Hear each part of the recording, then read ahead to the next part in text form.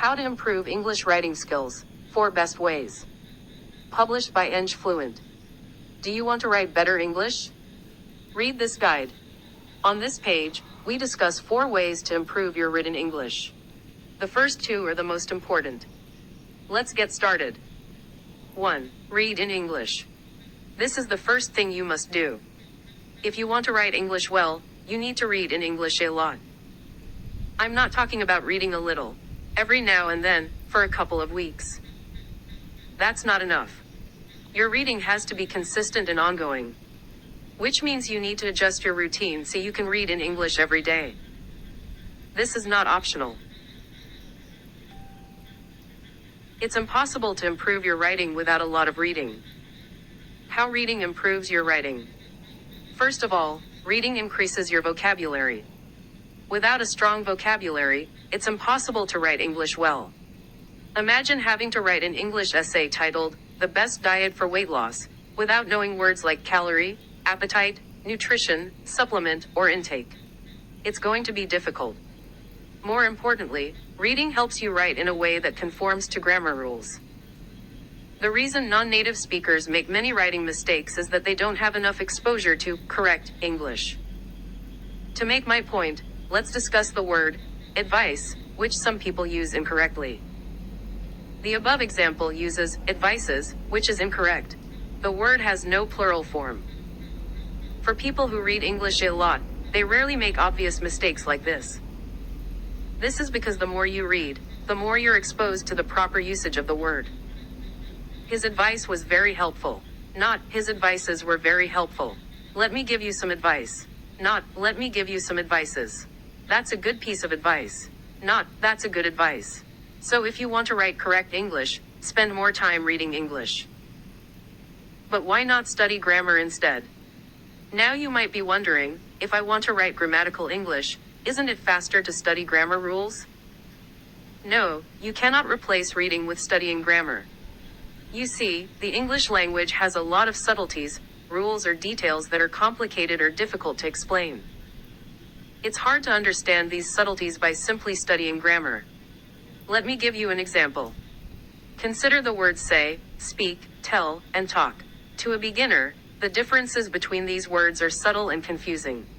It's difficult to teach someone these distinctions through explanation alone. The best way to master these words is to read a lot so that you see countless usage examples. That's why reading is irreplaceable. Also, the English language has a lot of anomalies, things that don't seem to follow specific rules. For example, why can we say, "He did well in school," instead of "in his school," or "in the school"? Why can we say, "He lives in a bad part of town," instead of "part of the town"? Why do we say, "two fish," and not "two fishes"? Why is it okay to say, "Let's change course," instead of "let's change the course"? These exceptions can't be learned by memorizing rules, because they seem to contradict the rules. The best way to learn them is through massive exposure to the language. What kind of reading materials should you read? If you want to write well, you need to expose yourself to quality writing. If you read something that's full of mistakes, it will have a negative influence on your written English. My favorite type of reading materials are books. In terms of quality, books are superior to content on the web. Most books are reviewed carefully by professional editors before they get published, so they have very few grammatical errors. By contrast, the writing you find online, web articles, Facebook posts, message boards, tends to contain misspelled words, improper word usages, poor sentence construction, and grammar mistakes. Native speakers do make grammar mistakes too, especially when writing stuff online.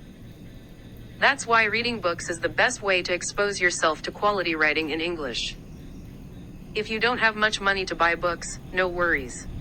You don't have to buy expensive physical books. You can buy digital books on Amazon and read them with the Kindle reading app. Many digital books are free or very cheap. This would not be possible with physical books due to printing and distribution costs.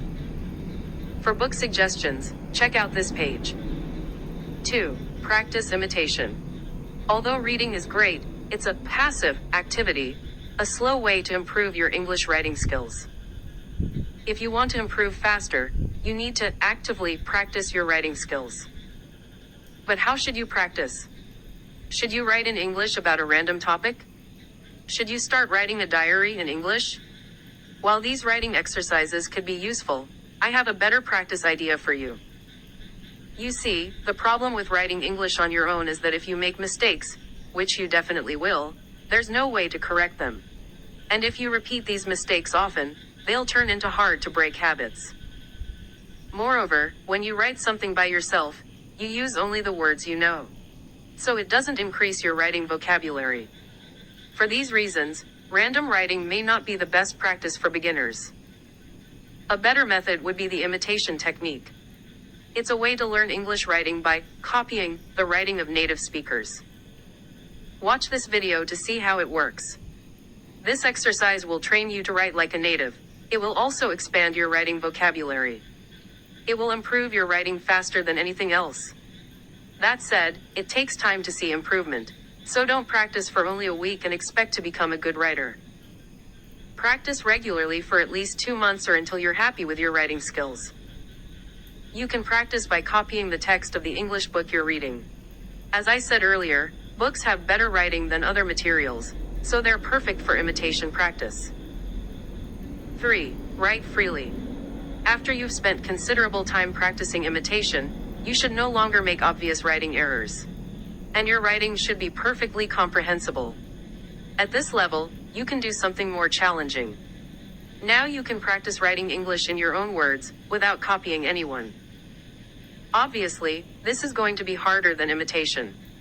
While imitation improves basic skills like sentence structure and vocabulary, writing freely develops high-level skills such as word choice, choosing the right words to convey ideas, and flow, organizing your points in a logical manner. These advanced skills can't be taught. You can sharpen them through practice only. And free writing is the best exercise for that. How you add free writing to your life is up to you. If you're serious, you can add it to your practice schedule. For instance, you may practice imitation 5 days a week and practice free writing 2 days a week. During your free writing practice, you can write about anything you want.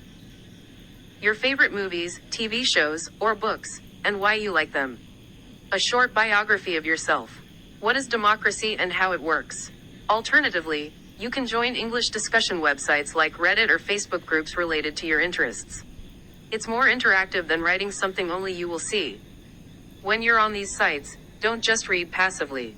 Participate in discussions. Share your opinions. Write something. The more you write, the better you are at expressing yourself. If you don't write often, your mind will go blank when you have to write. A note to beginners. The suggestion to write freely is suitable for intermediates and above. But if you're a beginner, writing freely may cause more harm than good. Why? Because at this point your written English is completely different than that of a native speaker. If you practice writing in your own words now, you'll make many glaring mistakes, and your writing will be incomprehensible. Over time, you might be able to write fast, but your writing will not be native-like. So if your written English is weak, don't practice free writing yet. Do the first 2 activities, reading and imitation practice. Skip this activity and the next one for now. Once your writing becomes more proper, you can start writing in your own words. 4. Study writing guides. If you apply the previous suggestions, your writing will be good enough for everyday communication like writing emails, chatting with customer support, or sharing your thoughts online. However, if you need to produce particularly high-quality writing, it requires some more work. So ask yourself, do you need to produce these kinds of professional writing? Advertisements, business proposals, product manuals or instructions, company newsletters, research or scientific papers, academic essays. If so, you should read books on writing. On Amazon.com, there are books that teach us how to write English well. You can buy the digital versions and read them on your phone. These books can teach you important concepts such as punctuation, capitalization, subject-verb agreement, as well as useful writing tips like how to make your writing easy to read, how to make your ideas memorable, etc. And if you need to learn a particular type of writing for your profession, there are books for that too. For example, if you're a marketer or product owner, you'll benefit from books on copywriting, which teach how to write money-making advertisements and product descriptions. There are also books about writing research papers, fiction, and other writing endeavors. Reading these books and applying their suggestions will take your writing to the next level. Conclusion: how to improve your written English. We've discussed 4 ways to develop writing skills in English. 1. Read. 2. Practice imitation. 3. Write freely. And 4. Study writing guides. Now you might be thinking, what if I need to spend time improving other skills such as my spoken English too? How am I supposed to find the time to do all these things? Don't worry, you don't have to do all 4 activities. If you merely want to write good English for day-to-day communication, focus on the first 2 activities. They are the most impactful and useful for students of all levels. This way, you keep things simple and doesn't overwhelm yourself. Most people don't need perfect written English. So instead of spending countless hours improving your English writing skills, just be moderate about it so you have time for other pursuits.